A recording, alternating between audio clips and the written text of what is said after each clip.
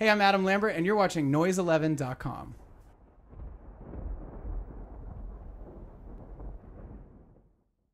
And we welcome Adam Lambert to Noise11.com. Welcome back to Australia. Second time in less than 12 months. Yeah. We're very impressed. I'm a regular here. Yeah, frequent flyer. Yeah, I wouldn't mind. I wouldn't mind staying longer. You'll get the accent down soon. Well, I'm pretty far. Yeah. All I can say is, how you going? And it's still not quite right. That's not bad.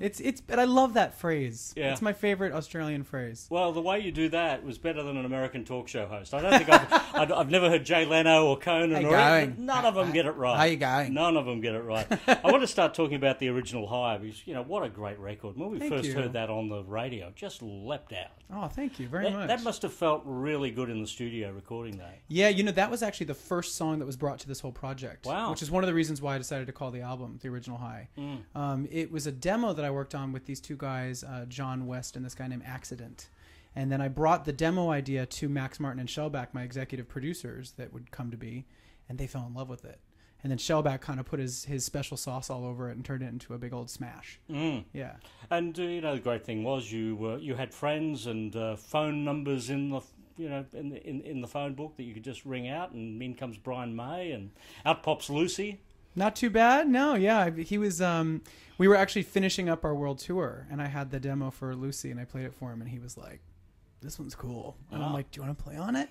So yeah, I was so flattered and so honored to have him be a part of it. So were you writing the songs for the original High while you were on the Queen tour? It was kind of back and forth. I started working on the original High in Stockholm before the tour started, the Queen tour.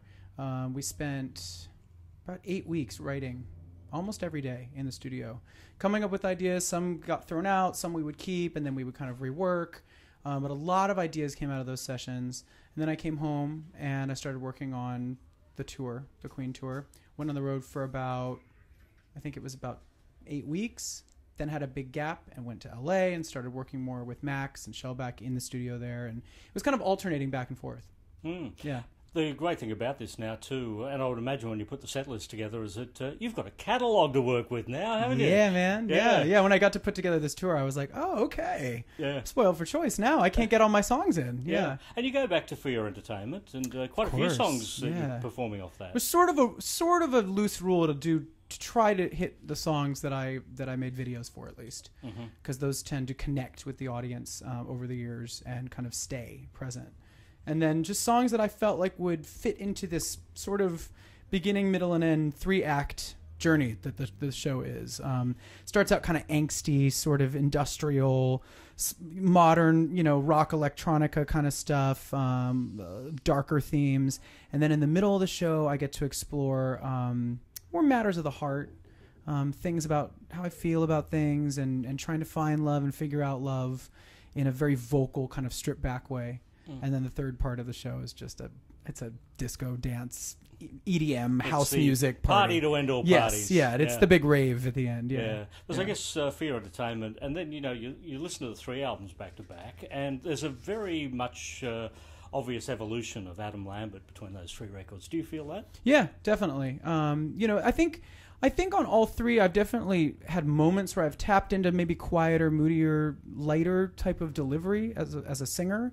But this album was sort of our full-on, exploration of it, as really trying to pull back and make choices that were intimate and would pull the listener in a little bit more than usual. Yeah. We should finish For Your Entertainment. You went back into the studio. Trespassing was the next record that came out.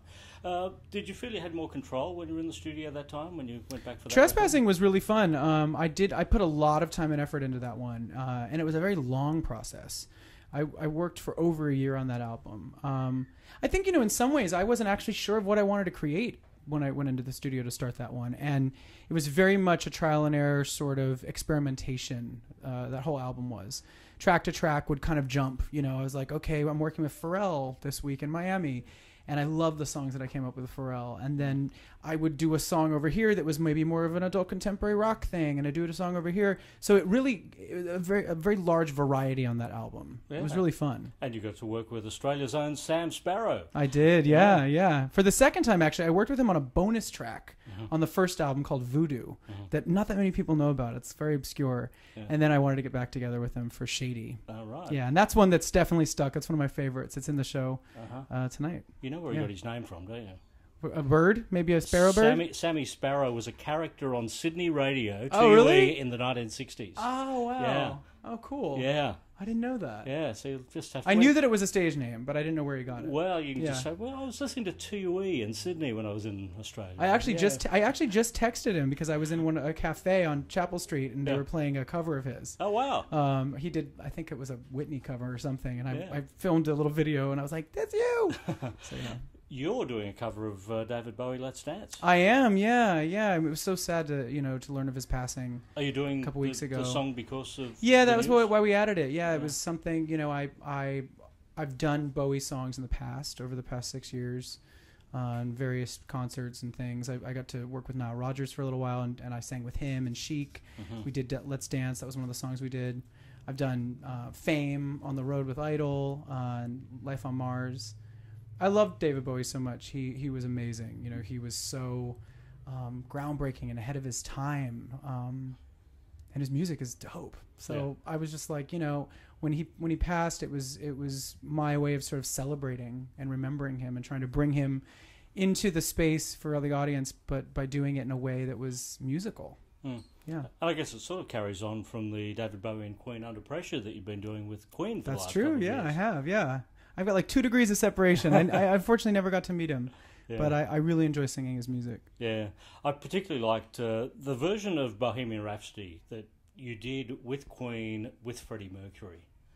And did you feel the audience stunned when Freddie came on? You did that first bit, and then Freddie comes on the second bit. I think we had already given away the gag at that point, because we had him come up on the screen a few times. But it is a really lovely moment. The audience, I think, really appreciated the fact that we were bringing Freddie's memory and his voice and his image onto the stage. I think that was the way to do it. It was kind of daunting when I first got the call to tour with them. I thought, first of all, let alone me figuring out if I can actually handle it vocally and actually pull it off, I was a little concerned with how the audience would take it. Are they going to accept me? Are they going to be into this? Because there's no replacing him, really.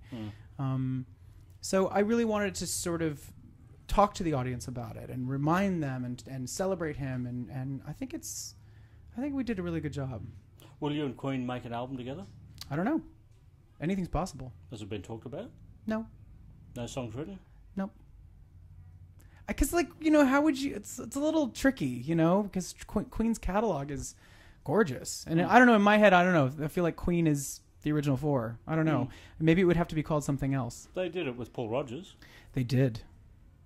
And there's George Michael and Queen songs that are out there. Yeah, maybe. You never know. Future is uncharted. Another one you're doing as part of the tour is Mad World, Tears for Fears. Tell me about your fandom of that. Yeah, that was a big moment for me on American Idol. So it's something that, like I said, it fit into the theme of the show, of the kind of the emotional stuff I was exploring on this, and it's a reminder of sort of my origin for a lot of people, like where they first came to know about me. It's a beautiful song. Yeah, I love that. And when you go home, Eddie for Rocky Horror is coming. I'm excited about that. Yeah. Are you a fan of the Rocky Horror Show? Have you watched all of the movies? I love that film so much. I love the film. It's wonderful. Yeah. Because the original Eddie in the movie was Meatloaf. Oh yeah. Yeah. Was he? Captain Obvious. Yeah. Wow. I knew that. I actually knew that. Yeah, I'm excited. I'm really That'll excited. be your first Meatloaf cover then. Yeah, that's true. And last. I've met him, and he's lovely. He's such a nice man, and he's been very supportive of me. So it's kind of cool to have that full circle with him. Yeah. You're working on an interesting project with Oreo too at the moment, and we don't normally bring commercial products into interviews, but this one particularly sounds like it's all there for the good of mankind. Yeah, it's they have a really cool philosophy, and they had a really cool jingle, and I was like, yeah, why not? That sounds like fun. The cartoon is adorable. I was like, well, yeah, why not? Yeah, so Rolling Wonder is the song then. Yes. Yeah? Yes. That is the jam. What's the plan for that song long term? It's a commercial. Yeah. Yeah. Yeah. We'll just It's a commercial. hear about it forever and a day. It'll be it'll make you want to eat Oreos. Adam Lambert, thank you for joining us here Thank at Noise you. 11. Thank you so much.